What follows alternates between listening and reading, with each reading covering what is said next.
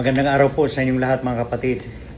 Bilang pulis, ang ating pinakamahalagang sandata ay hindi lamang ang barel o ang uniforme, kundi ang ating katapatan.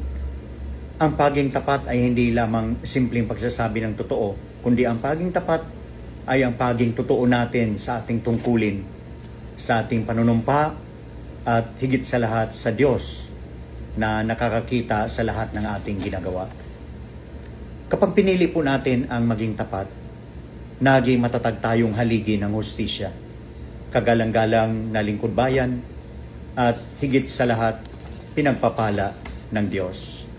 Sabi nga po sa Kawikaan chapter 10 verse 9, ang lumalakad ng matuwid ay lumalakad na panatag, ngunit ang liko, ang landas, ay nabubunyag. Ang katapatan ang nagbibigay sa atin ng kapanatagan ng loob at dangal sa paningin ng tao at ng Diyos.